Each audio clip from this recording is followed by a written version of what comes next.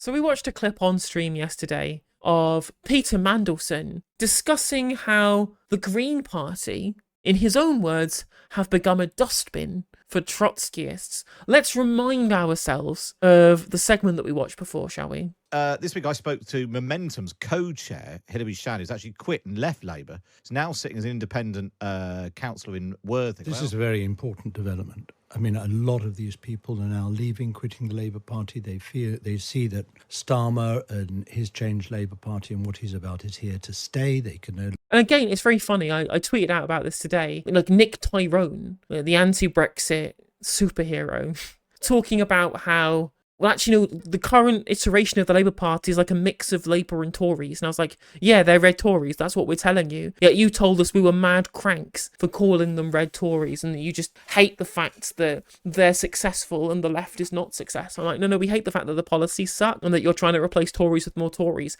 But at least they're now admitting it. At least they're now admitting that it's just like the forensic choice, like the forensic move just to become Tories wearing red rosettes. So yeah, they now at least admit that the Labour Party has changed. And when they say it, yeah, but they're just Tories because they follow conservative policy books and accept Tories sitting as MPs and allow Tories to influence policy and allow Tories who were in David Cameron's cabinet to introduce them at speaking events. But, you know, it's fine. It's just calling them red Tories, it just shows you how much of a crank you are. But I'm glad that some people are at least admitting it now. And again, I pointed out when we covered this before that when he says they can no longer attempt to overturn it, what he means is that all internal party democracy has been removed. And now everything is in control of the Starmer Politburo and its little gaggle of think tanks and dark money in the background. And there is no democratic Labour Party anymore. That's what he means by they can no longer attempt to overturn it. Longer fucking neoliberalism.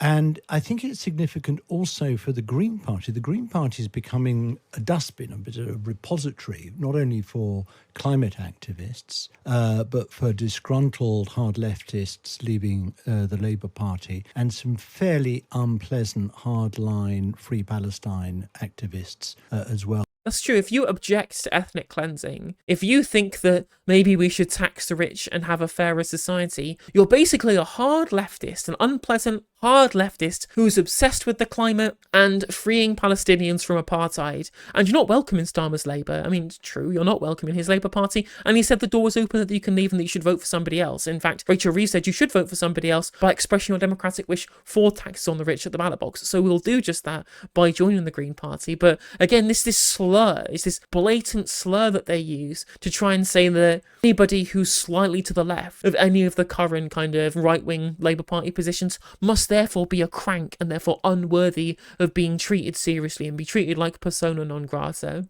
Hence why they can use such slurs as saying that the Green Party is now a dustbin rather than saying, well, actually, politically, Labour don't really represent the left anymore, so now they have a left movement to go to.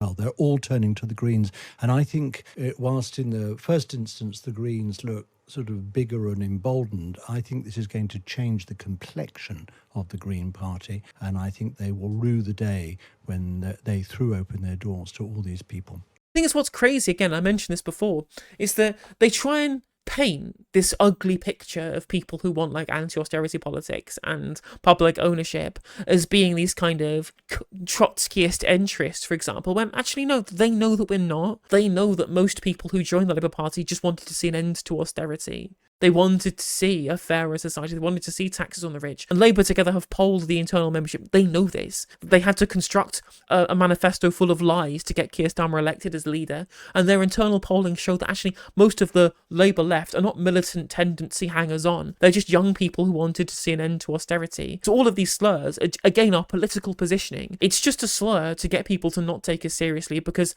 they now perceive the Green Party to be a threat. More on that story later. All these people saying, Keir Starmer should do this and that, and from the left and the sort of Corbynista wing, you're basically saying good riddance. I'm not saying good riddance. I mean, I don't mind them staying. They're in a small minority if they want to remain as a tassel to Starmer's Labour Party. It's the Union's Labour Party, it's the members' Labour Party, it's not Starmer's. I guess it is now because he has unilateral control. Because again, it's about power for these people, it's about control. It's not about democracy, it's not about mass movement, it's all about power and control. And there's a reason why Peter Mandelson is fine to have these people be a tassel to the party. He knows they have no power. He already admitted it, that they have no control over the party platform. Policy is subcontracted out to the think tanks. They've changed the rules so the PLP are the ones who can control who can be the future leader of the party, and then also have the dictatorial control that they've created. And on top of that, they also now have entire dictatorial control, essentially, over who can get selected as an MP within constituent Labour parties, so that nobody can have enough power in the PLP to select somebody to the left of where the current leadership is at. He knows they have no power, so he's fine for them sticking around, but you shouldn't stick around because the policies suck and the party is undemocratic. They can. I mean, we're a broad church. Tassels as a but they are but the Momentum organisation is disintegrating. Most of the hard left are going. Many of them are joining the Greens. And as I say, I think that will change the nature of the Greens, and sort of good luck to them and all strength. And again, this idea that it's going to change the complexion of the Greens, as if the Greens weren't already an internationalist party, as if the Greens weren't already a party that stood for nationalisation of public services, as if the Greens didn't already support a cooperative economy, as if the Greens didn't also already support the trade unions, as if the Greens didn't also have ambitious plans to tackle climate change, as if they weren't progressive on social issues already, as if they didn't also have policies that were in support of the Palestinian people, for example. They were anti-NATO until very recently, which is already more left-wing than the Labour Party. This idea, the kind of Corbyn wing of the party, the young leftist anti-austerity type people, are somehow not already a large part of the Green Party kind of ideological demographic. It's just blatantly untrue. This probably means that the kind of the NIMBY older boomer types are going to be a little more sidelined in terms of policy, but the broad party platform is very similar to what Corbyn has been talking about. In fact, Caroline Lucas said as such in her interview with Rory Stewart and Alistair Campbell that she was very happy to see Corbyn essentially campaign for things that the Green Party had been campaigning for years. To Starmer's elbow. I think that someone like Owen Jones and quite a lot of the Gaza protesters, they probably are, and Jeremy Corbyn, probably are better off in a sort of anti-colonialist, post-imperialist Leninist political party, which is what they're forming with the label of the Greens as. Again, you think that colonialism is bad, therefore you must be a Leninist. Crazy, crazy talk from Gatestone Danny over here. Yeah, true. That is just the only possible anti-imperialist, anti-colonialist position that you can take is one of the views espoused by Vladimir Lenin. There can be no other anti-colonial movements other than Leninist ones, according to Danny. Very, very strange. Again, you can't just have anti-austerity people who want to see some kind of change to our political economy. You have to be a Leninist, a Trotskyist, you have to be a radical hard leftist. There's no, democratic socialist position that these people will entertain, because they want to treat anybody who leaves Labour because Labour's become too right-wing as persona non grata, to permanently shift the Overton window rightwards by only allowing there to be a centre-right Labour Party to exist to challenge the Conservative paradigm. That's it. That's why they say these things. Now, obviously, in response to this, originally I talked about how Zack Polanski, the deputy leader of the Greens, called out Peter Mandelson for being a lobbyist and being in bed with Russian oligarchs. Didn't mention the photos that we've all seen, but did explicitly call out Peter Mandelson by all of his dodgy dealings. And quite frankly, I'm glad that now that we're on the outside of Labour, we can absolutely do this now. We don't have to worry about there being, internal pushback on criticising other members of the Labour Party, because we're on the outside looking in now. The hard truths about people on the Labour right can be borne out for everybody to see if the Green Party, like Zack Polanski, are going to continue calling out these ghouls for having the filthy hands that they so clearly have. Their filthy hands with Centrica, their filthy hands with Russian oligarchs to Mandelson. Which is good. I'm glad that they're going to do it. I'm glad that they're very happy to do that. It's the kind of fire that we should have been doing right from the start. Now, Zack Polanski, as well as tweeting multiple times about this, also guested on Times Radio to have a personal response. Let's have a listen. As deputy leader of the Green Party, who's also Jewish, and in fact I'm one of 5 Jewish people in British politics who have ever been in leadership positions, I take anti-Semitism really seriously, and it cannot be tolerated. That all being said, I think it's very clear what's going on here, and to have Peter Mandelson in this very studio the day after the Greens have had a historic election, talking about it being a bin fire, talking about hard left Palestinian activists, The Green Party have taken a very clear stance on Gaza. We've called for a ceasefire, a release of the hostages, and to ban arms trades to Israel. That is not a hard left stance. In fact, that's where the majority of this country is. And I think to conflate a criticism of Israeli government with anti-Jewish hatred is incredibly problematic. And I think as a Jew, that makes me feel less safe, not more safe. And I think it's really important we stand up for both Jewish communities and Muslim communities, because those who seek to divide us will not win. Absolutely 100% based. And he is right.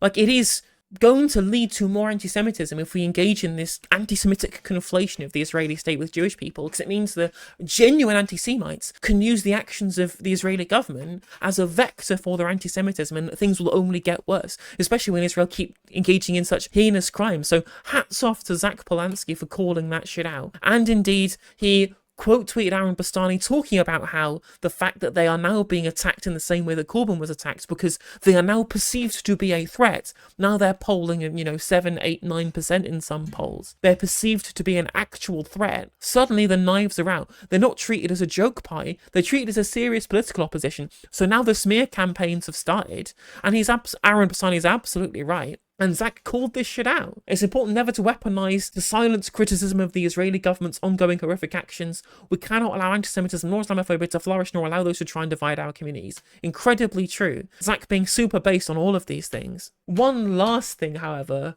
really does take the cake. One thing really does take the cake. And this is an article by Janice Turner, TERF extraordinaire, who's describing the left as being intolerant and ideological, as if, again, the idea that people who are liberals aren't ideological, even though liberalism is literally an ideology. But again, these people can't even possibly think of themselves anything other than just pragmatic centrists who just take the correct position rather than people who are clouded by ideology. But that's a story for another time. Amusingly, dehumanizing entire groups of people, again, who they want to smear as being persona non grata. The left are not allowed to be legitimate political actors. People who oppose Israel's ethnic cleansing campaign, not legitimate political actors. People who want nationalization of our national resources, not seen as being legitimate political actors. Smear us all in dehumanizing language as parasitic worms. And I mean, if we're going to go down this low, Janice, it's pretty rich of you being a Murdoch hack TERF coming down using dehumanizing language. You too can play at that game, you absolute filth, but whatever. Engaging in exactly the same thing that Aaron was calling out right here, and he's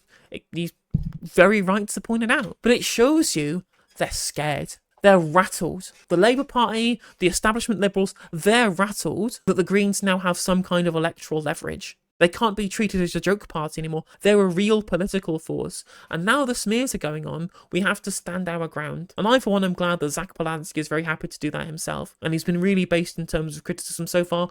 Long may it continue. And I do think now that people have seen the underbelly of Starmer's Labour Party, the moment where he said, "I'm delighted to welcome Natalie Elphicke," after being told about what she said about her husband's actions, younger people especially are now seeing the filthy hands of the Labour right. And we have to offer them a vision. And not just offer them a better vision, but we also have to be forthright in our repudiations of the criticisms that we were not forthright about to criticise during the Corbyn years. And, good on Zack for standing up for himself and standing up for our party. The only way is up from here, folks.